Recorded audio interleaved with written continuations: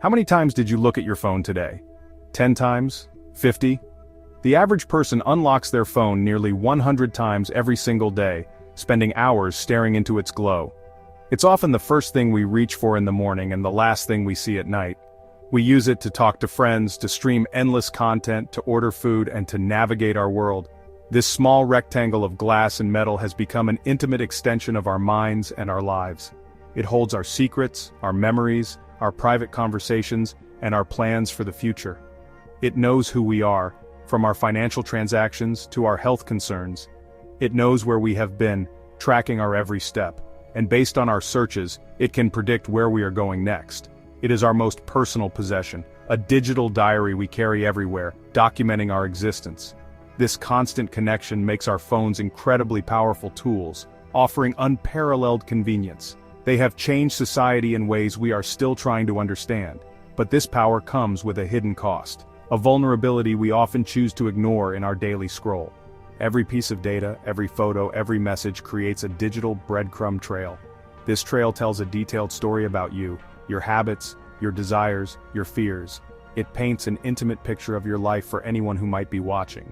The device that connects you to the world can also be a window for the world to look in on you, sometimes without you ever knowing the blinds have been opened. Why would a powerful intelligence agency be interested in the phones of ordinary people? It might seem like a plot from a spy movie, but the reality is far more direct. The answer is simple. Information. In the world of espionage and national security, information is the ultimate currency, the very key to power and control. It can be used to predict threats, to track criminals across the globe, and to understand the plans of adversaries. Your phone is a concentrated source of this currency, a goldmine of personal and professional data that paints an intimate picture of your life. It contains your location history, private messages, and your entire network of contacts, all neatly packaged in one convenient portable device that you willingly carry with you everywhere you go. How do agencies get past the lock screen and security features of a modern smartphone? They use powerful digital tools called exploits. Think of an exploit as a secret, digital skeleton key.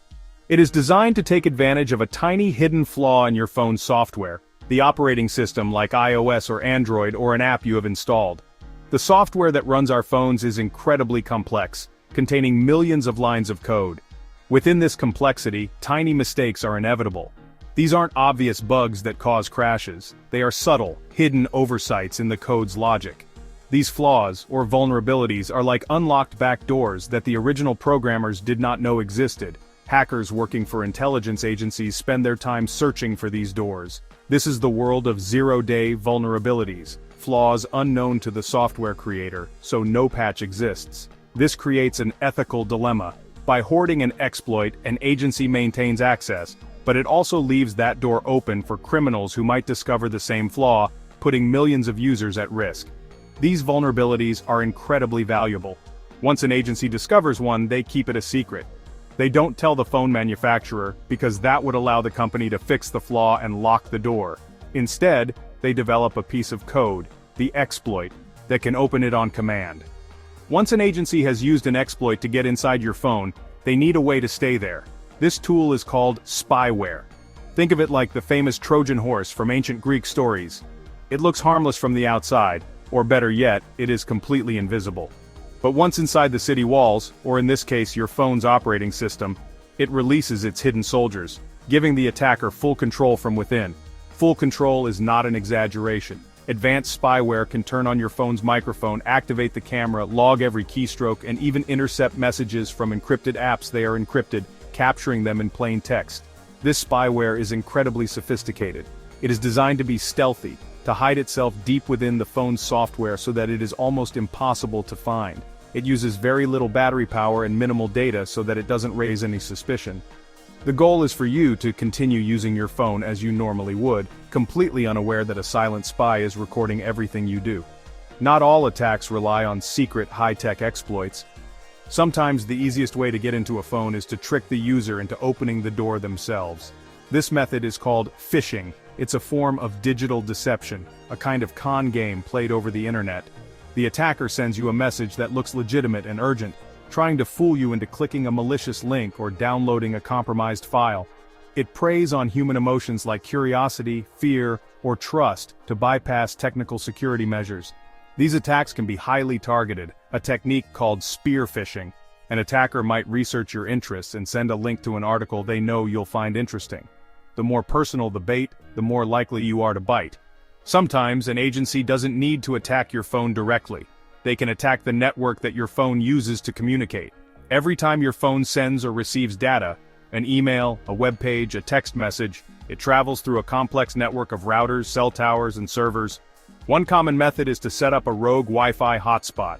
Imagine you are at a coffee shop or an airport. You see a free Wi-Fi network called airport_free_Wi-Fi and connect to it. However, this network was actually set up by an intelligence agency. It is what's known as an evil twin. Once connected, they become the man in the middle sitting between you and the internet. Any unencrypted data you send, passwords, emails, financial details can be captured.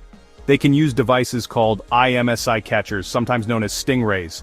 These devices pretend to be legitimate cell phone towers. Your phone connects to them because it thinks they are the strongest signal in the area. These methods are not just theoretical. They have been used in the real world by intelligence agencies against a wide range of targets. One of the most famous examples to come to light was the Pegasus spyware, developed by the Israeli company NSO Group. Pegasus is one of the most powerful pieces of spyware ever created. It can be installed on a phone using a zero-click exploit, meaning the target does not even need to click a link.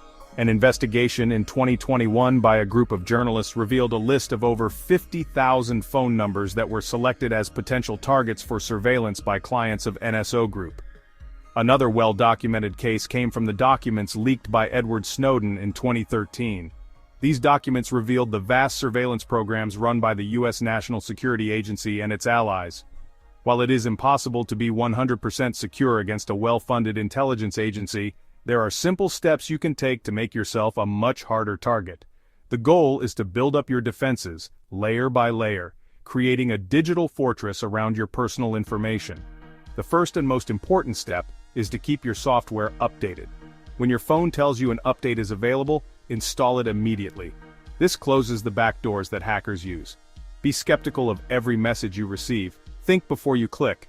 It is always better to go directly to a company's website by typing the address yourself, rather than clicking a link in an email. Use strong, unique passwords for every account.